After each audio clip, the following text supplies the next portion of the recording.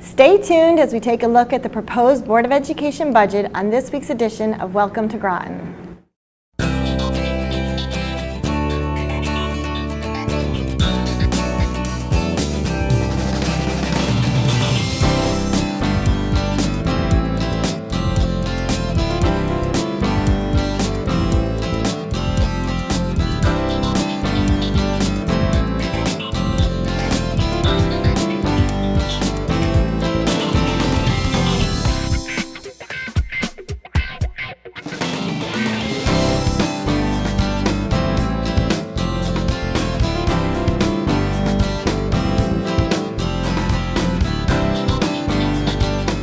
Welcome to Groton. Today we have with us Superintendent Michael Graner, and we're going to discuss the budget for the schools 2019.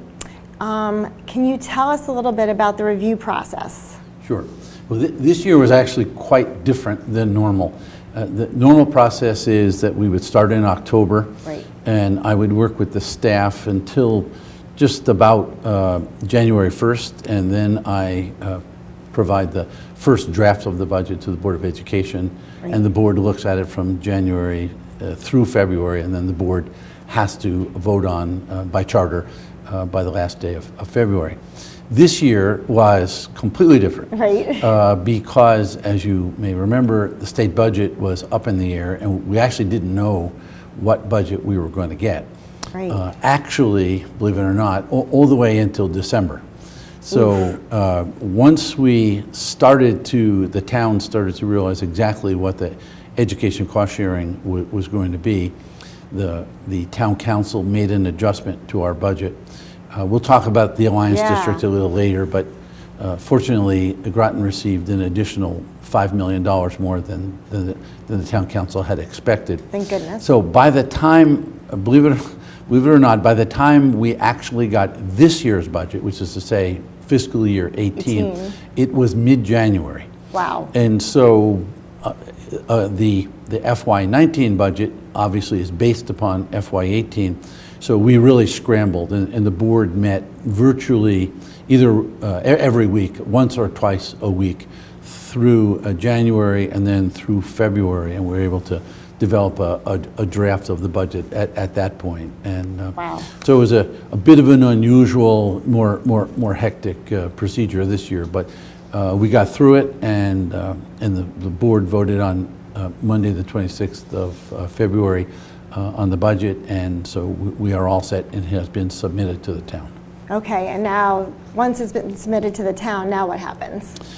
The town manager compiles all the various departments, school budget and the other various departments in the town, public works, police, and so Correct. forth. And that takes about a month.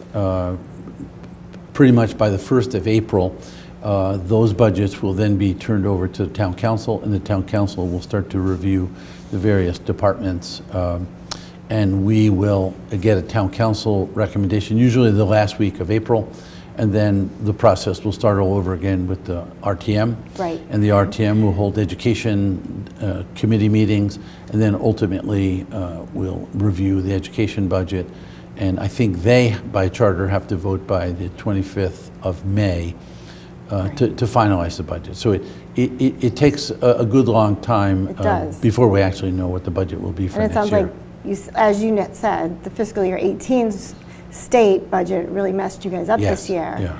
But thank goodness you guys are quick and have gotten on board, and everything's set to go. The board worked really hard. It was impressive. We had lots of, we started with a budget actually that looked like it was going to need a significant increase, like about 4.1%. Okay. And every week that we met, the staff and I proposed some reductions. And we worked our way down to 2.42%, which is where it is right now. And that really, frankly, is a reflection of the health insurance increases. The majority of the budget, all the personnel and other services actually is flat.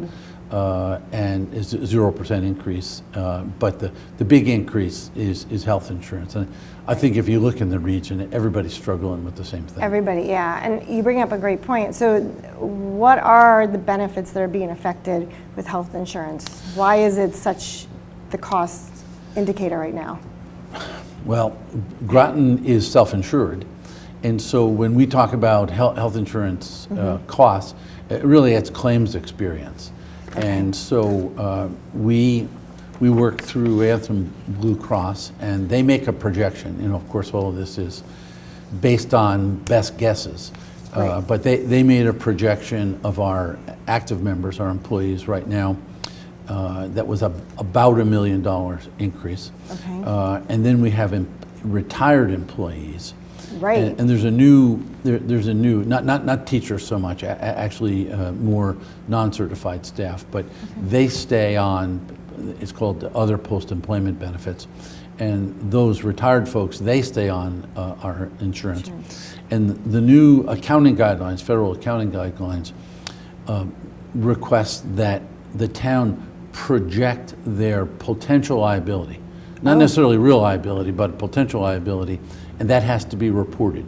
So what the board did was they took the actual employees that we have right now, active employees, and combined that with the projected for our retired employees, and that came to about $1.9 million. So wow. That's essentially what the budget is projected to go up by $1.8 million.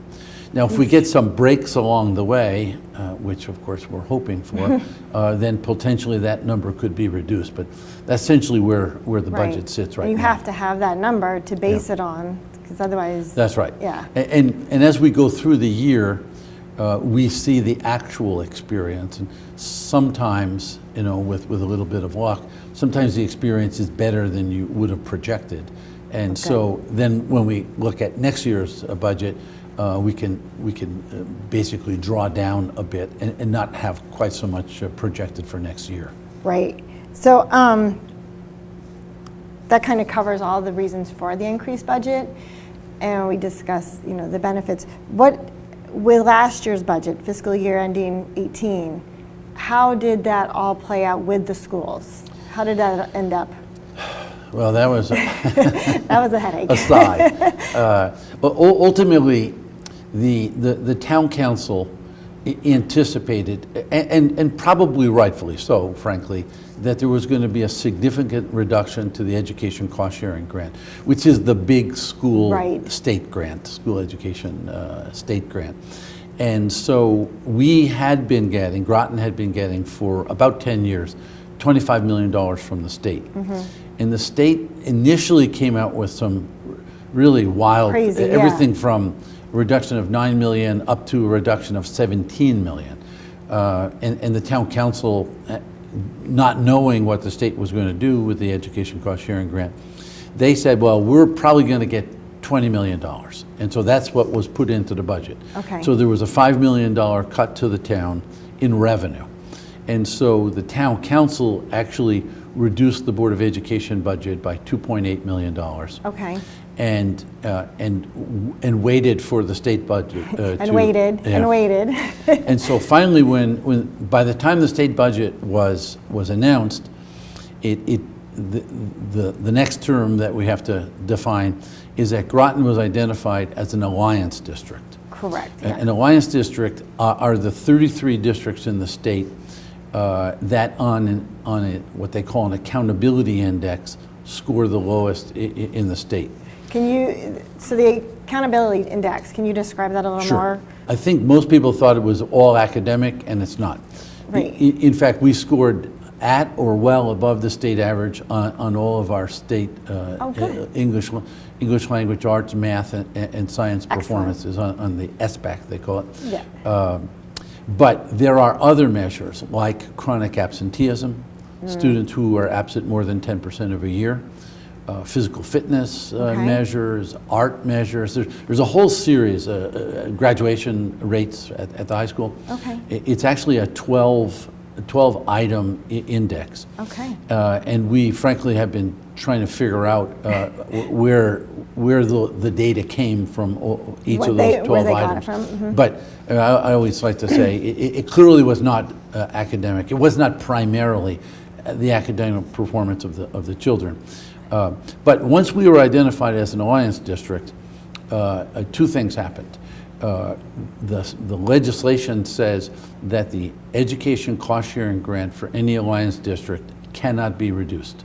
Okay. So Groton instantly went from a projected 20 million, which was in the budget, to an actual 25 million. Excellent. So the town council saw that and realized they were going to get $5 million more yeah. than they anticipated.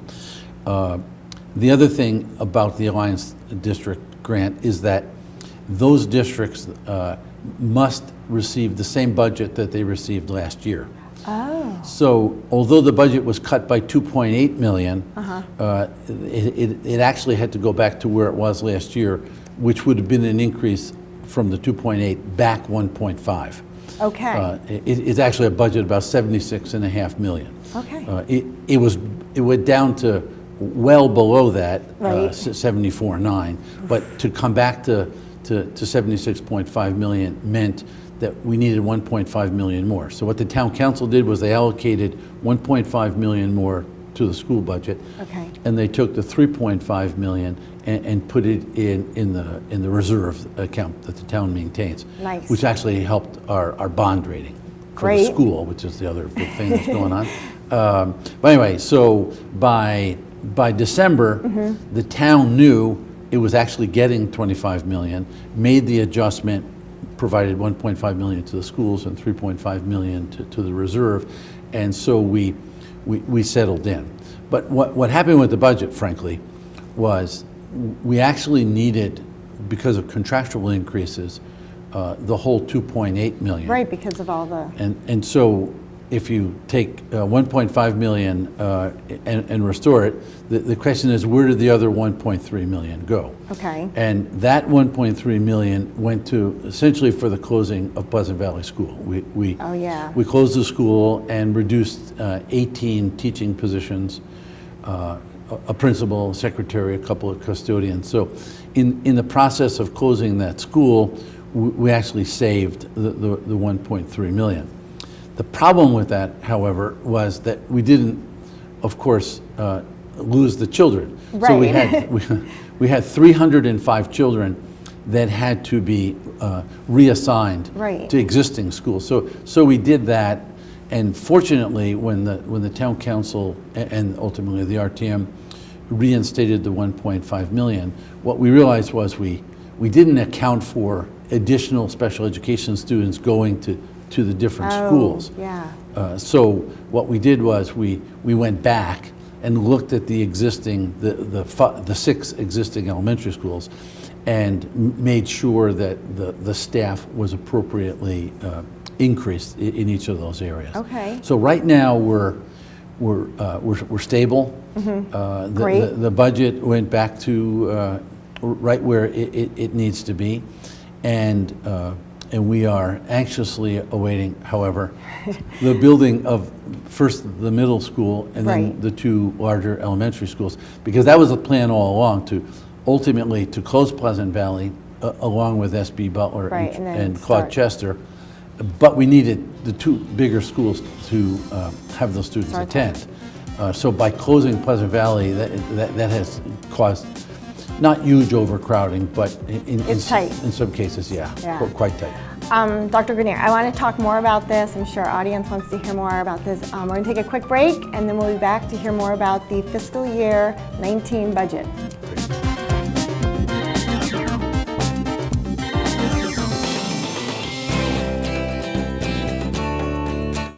I'll be right back. Hi! You think you're probably sober? Yeah. But you're thinking about taking the back roads home, just in case. If you're probably sober, then why would you do that?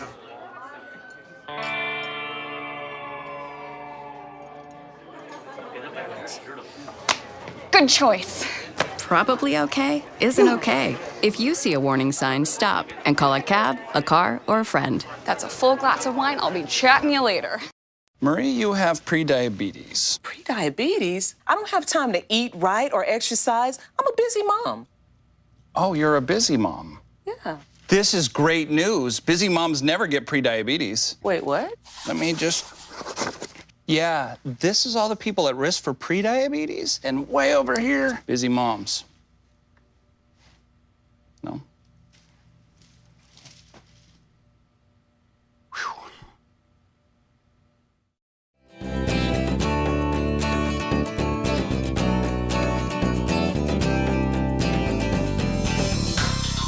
Welcome back. Today we have with us Superintendent Michael Graner. Thank you again for being with us. We're talking about the Board of Education fiscal year 19 budget. We covered a huge amount of stuff in the first half. Thank you so much. Have a question. We hear a lot about inter and intra-district. What is the difference? Yeah. Well, there's a whole magnet program that the state maintains, and it is between districts or inter-district. Okay. So it started actually as a result of the Chef versus O'Neill case 27 years ago. Okay.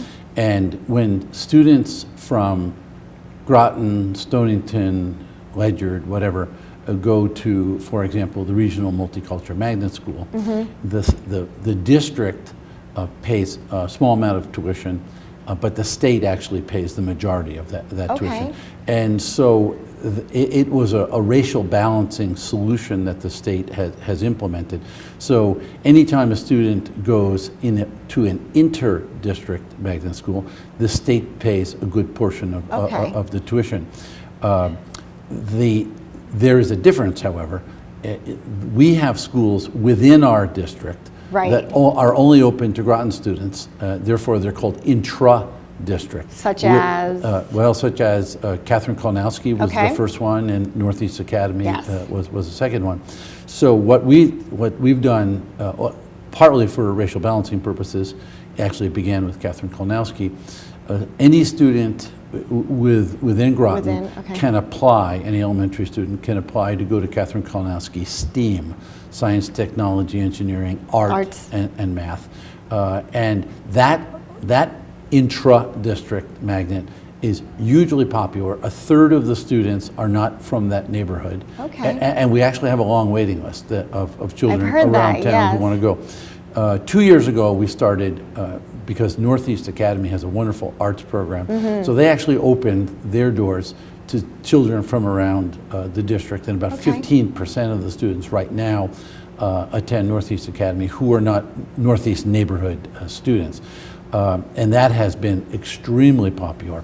And then about a year and a half ago now, we saw a federal grant to expand magnet schools.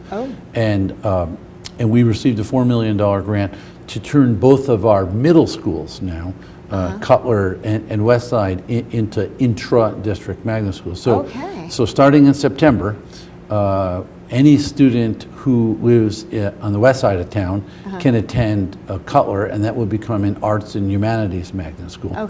Same basic curriculum, math, science, literature, and so forth.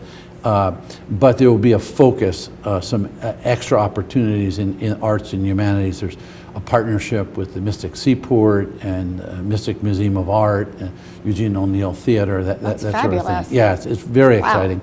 And then Westside is going to open as a STEM, science, technology, engineering, and math.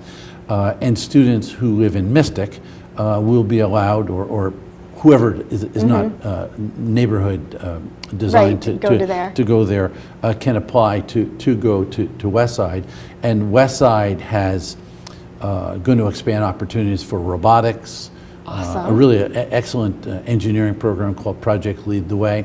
Again, the same math, science, arts, with a focus. With a focus, and some extracurricular activities in those areas. So we're really excited about that, and the grant will allow us to operate both of those schools for the next 2 years.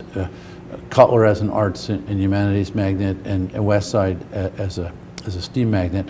And then in the fall of 2020, the plan is that those two schools will come together. Okay. And will become the new consolidated school, middle school, that will be just adjacent to the high school.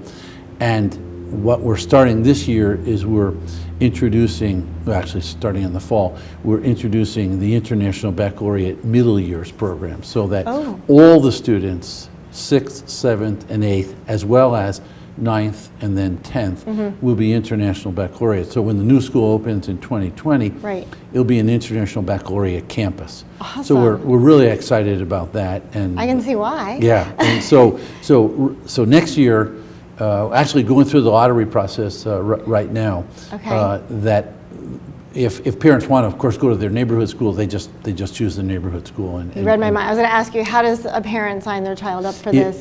Well, they choose their neighborhood school if they want, and if they choose to try to participate in the other school, then they actually enter a lottery. Okay. And so we anticipate several dozen students will switch. So the idea that any student in Groton could go to either middle schools is really very exciting. It is, and I like that, it gives children, even though, you're very young and maybe not sure what you're doing, you definitely have a focus, a passion already for certain things, and so they can choose one or the other, and I love how it's Yeah, it is. And the other thing is that we know that Groton parents, well, we know the parents in southeastern Connecticut are very interested in choice. It's actually a very popular option. We have students in Groton who attend Ledyard's vocational agriculture program.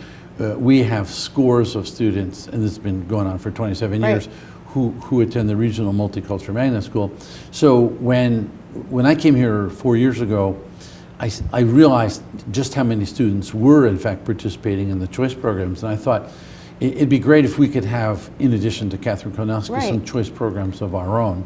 And so that really has taken off, and like I said, having fully a third of the students at Catherine Konowski, that's really just shows you just how popular. That is, and so how many students are at Catherine Konowski? What's the number of the third? About 400, about 100, Okay. 130 That's awesome. students. Yeah, it's really very exciting. So once that 2-year grant runs out, you already have a plan in motion to continue this forward. That's right. That's excellent. It's actually a 4-year grant, and we will continue to develop the options, because when they get to the middle school, when they get to the one middle school, what we're going to do is we're going to have some pathways.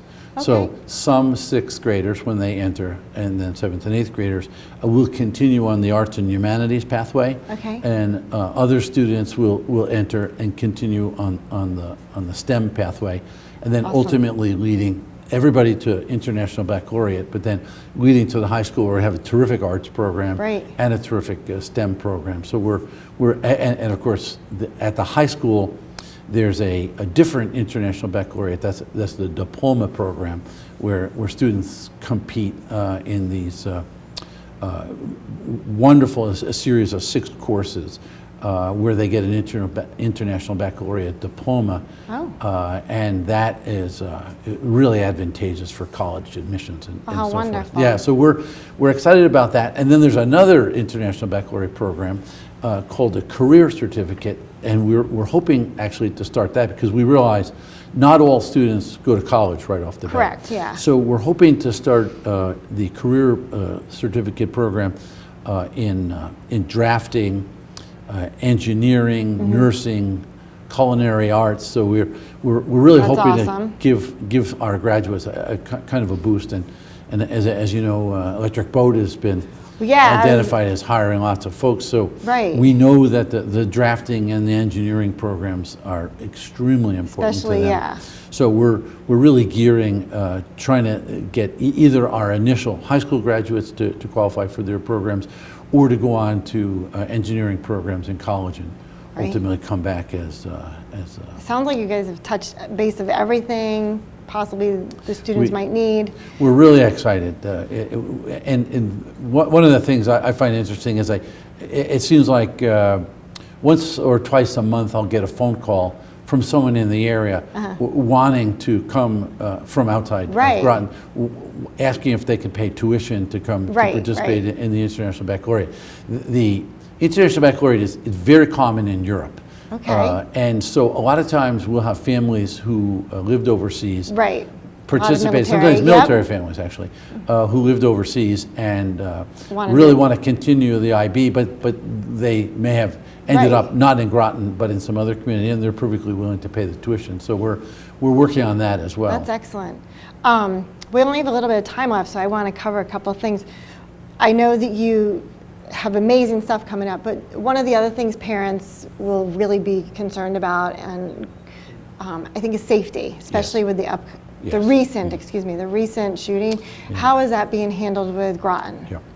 Well, 2 years ago, we actually got a security grant, and now every school that we have has a buzzer entry system, where someone who approaches the school alerts the secretary, and the buzzer allows them into what we call a secure vestibule. Right. And at that between point, two doorways, between correct? two doorways, Yep. and at that point, the person identifies what their business is, Yep.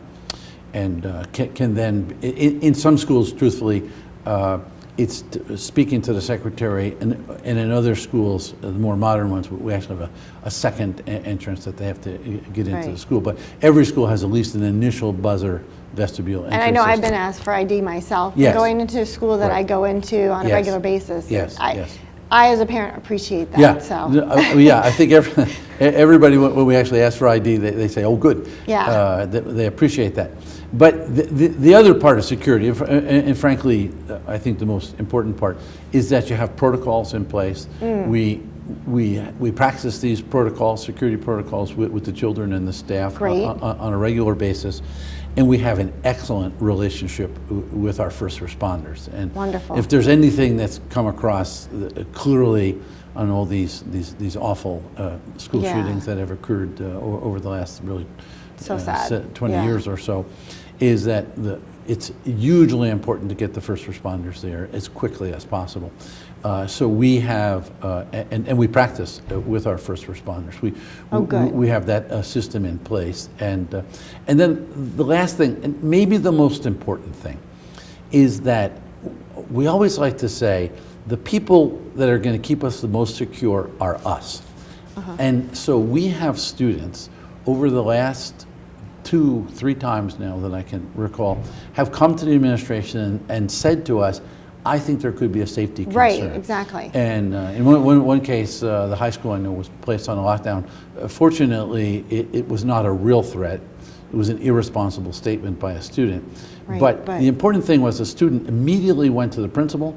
The principal immediately put the school on lockdown, notified our first responders, police department.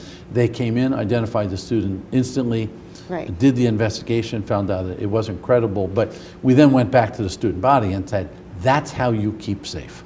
Correct. You need there needs to be the communication, and you need to feel safe in telling us. You need a community who is committed to security, and that clearly includes the children and high school students and parents.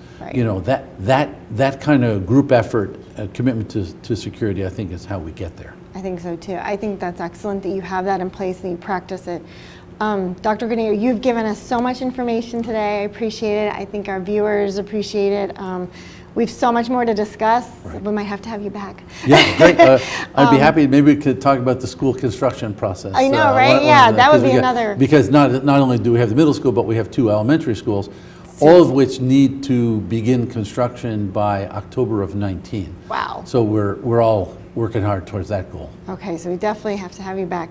Where can someone find the proposed fiscal year 19 budget? We will have the entire budget posted on our website, Groton Public Schools website, by next week, certainly. We just submitted it a paper copy, and now we're putting posting the electronic copy to our website. Perfect. Okay, thank you so much for being here. Welcome. Thank you for all your hard work. We appreciate it. You're welcome. Enjoyed talking to you. Thank you. And thank you for joining us today on Welcome to Groton, and we hope to see you soon on our next edition of Welcome to Groton.